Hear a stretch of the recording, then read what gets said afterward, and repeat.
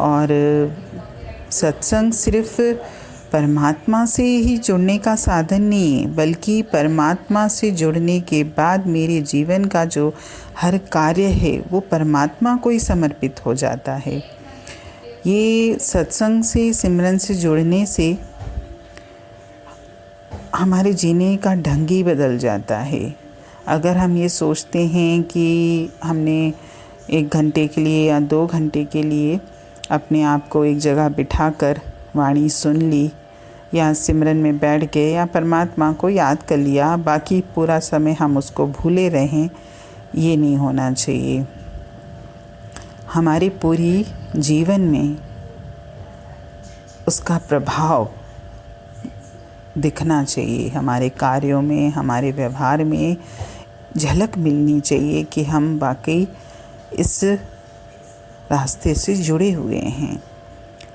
और यही सत्संग का प्रभाव भी है।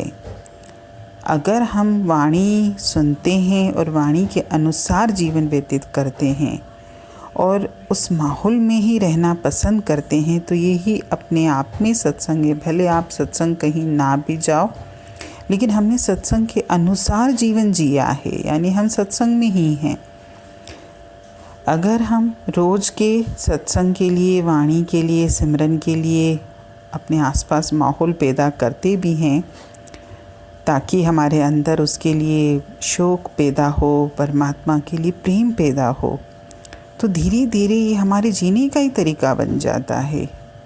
और ये तो प्रत्यक्ष में तो अपने जीवन में अनुभव करती हूँ कि जब से इस रास्ते से जुड़ाव हुआ है, पता नहीं, अब ऐसे लगता है कि सत्संग तो हमारे जीवन में ही शामिल है। ऐसे लगता नहीं कि हमने अलग से उसके लिए कोई समय निकाल रहे हैं या अलग से कुछ कर रहे हैं। जैसे हमारे रूटीन वर्क जीवन के चलते हैं, वैसे ये हमारे रूटीन में ही आ गया है कि जैसे अगर हम सुबह उठें, चाय न पिए, तो हमको लगता ही नहीं है कि हमारी सुबह हुई है जब तक चाय का 1 कप न मिले हमको।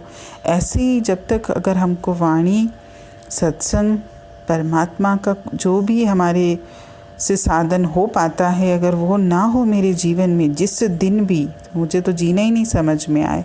और यही वो बोल रहे हैं वाणी में भी कि हमारे जीने का तरीका ही ये बन जाता है और हम हर वक्त अपने आप को उस माहौल में ही रहते हैं। मतलब हमारे आसपास हमारी सोच, हमारी वृत्ति, हमारे विचार सब जैसे लगता है कि उसी के अनुसार हो रहे हैं और उसका प्रभाव हमारी रहनी में भी दिखाई देता है। धीरे धीरे हमारे अंदर जो विकार हैं, विकार किस में बदल जाते हैं? अच्छे गुणों में, सद्गुणों में बदल जाते हैं। जैसे क्रोध हुआ तो शांति आ गई, क्रोध नहीं आता, आपको शांति में बदल गया। विकार है, लेकिन अब वो क्रोध का स्थान किसने ले लिया? शांति ने। लोभ का विकार है, लेकिन अब वो किस में बदल गया? संतोष में। काम भावना है, लेकिन अब वो किस में बदल गई? भक्ति भाव में। अहंकार भी है, लेकिन वो किस में बदल गया? नम्रता में। मोह भी है, स्वार्थ भी है, लेकिन अब वो किस में बदल गए? निस्वार्थ प्रेम और दयालुता में बदल गए। सत्संग का हम पर ऐसा प्रभाव होता है कि हम जीवन का, चाहे संसार का या माया का, जो भी कार्य करते हैं ना, बड़ी लगन से करते हैं और बड़ी कुशलता से करते हैं। यानी हम अपना, ऐसे लगता है कोई भी कार्य कर रहे हैं उसमें अपना 100% प्रयास दें, और 100% प्रयास देने के कारण ही अब जीवन का जो भी कार्य होता है सबके रिज़ल्ट भी पहले से बेहतर आते हैं। अब तो जो भी काम करते हैं परफेक्शन आ जाता है उसमें।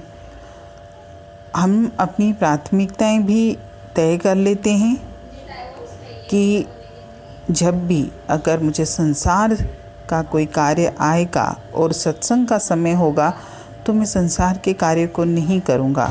जो समय मैंने परमात्मा को दिया है वो समय मेरा परमात्मा के लिए ही है। यानी ये मैंने अपने जीवन में आचरण कर लिया इसका कि बस अब मुझे इस समय से उस समय में कन्वर्ट नहीं करना। जो मेरा माया का समय है मैं माया को भरपूर दे रहा हूँ, जो समय मेरा परमात्मा का है उसमें मैं माया को नहीं लाऊंगा। यानी हमारा आंतरिक अस्तित्व जो है, यानी मेरा अंदर आत्मा का जो खुराक है, आत्मा की जो खुराक है और मेरी देह की जो ज़रूरतें हैं, दोनों में ही मैंने संतुलन बिठाना सीख लिया। ऐसे भी नहीं करना हमको कि अगर हम परमात्मा से प्रेम करते हैं, वाणी सुनते हैं,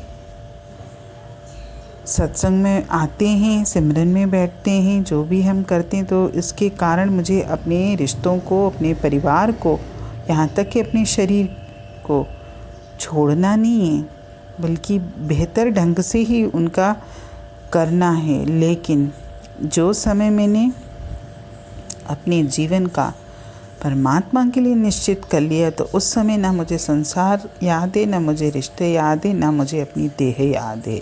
वो समय मेरी आत्मा के लिए है और दोनों में बैलेंस बनाना भी सीख लिया। क्योंकि कई बार आता है ये नज़र कि लोग सत्संग आना चाहते हैं, अपने परिवारों से भी मोह है उनका, लेकिन वो हालातों के आगे इतने मजबूर हो जाते हैं कि आखिरकार वो ईश्वर को ही छोड़ देते हैं। ये काम नहीं करना हमको अपने जीवन को भी चलाना है इस देह रूपी, और हमें अपनी आत्मा को भी उसकी खुराक देनी, यानी आत्मा भी जो चाहती है परमात्मा का संग, मुझे वो भी उसको देना है। अगर हम एक दिन खाना नहीं खाते तो हमको कैसा लगता है, तो अगर हम एक दिन सत्संग नहीं आएंगे तो हमारी आत्मा को कितनी पीड़ा होती है, ये भी हम समझना सीखें। सिर्फ हर वक्त इस शरीर की ही ज़रूरतों पर ध्यान ना दें, हमारी आत्मा की ज़रूरत क्या है मुझे उसको भी देखना है। और जब मैं दोनों में संतुलन बिठाना सीख जाऊंगा, तब मेरे जीवन का जो ढंग है लोगों के लिए आदर्श बनेगा। लोग भी हमसे कुछ सीखेंगे कि देखो उनकी गृहस्थी भी बढ़िया चल रही है और साथ ही साथ परमात्मा का कार्य भी बढ़िया चल रहा है, और होना भी यही चाहिए। क्योंकि देह के लिए संसार भी ज़रूरी है, क्योंकि ये संसार भी उस परमात्मा ने ही मुझे दिया है इस देह के लिए, और वो परमात्मा कभी नहीं चाहता कि आप अपने देह रूपी संसार का कार्य न करें, बहुत अच्छे से करें, और जैसे इसमें था भी बड़ी एकाग्रता से, कुशलता से, संयम से सब करें। और परफेक्शन होना चाहिए हमारे हर कार्य में। ऐसा भी नहीं कि भाई हम तो सत्संग से, वाणी से जुड़े हुए हैं, भाई हमारा तो यही है, जैसा तैसा अपने घर गृहस्थी का कार्य कर लिया, ना बच्चों की तरफ ध्यान दिया, ना अपने शरीर की तरफ ध्यान दिया, ना ही जो भी हमारी देह की ज़रूरतें हैं उसकी तरफ ध्यान दिया, वो भी नहीं करना हमको। उसको भी देखकर कोई ये ना कहे कि सत्संग से जुड़े होने के कारण इनका घर गृहस्थी जो है ऐसी है। नहीं, मेरी घर गृहस्थी भी बहुत अच्छी होनी चाहिए, लेकिन इन घर गृहस्थी को संभालने के अलावा जो मेरा पहला कर्तव्य है, जो मेरा इस मनुष्य जन्म का असली मकसद है, मुझे उसको भी नहीं विसारना। हरि ओम।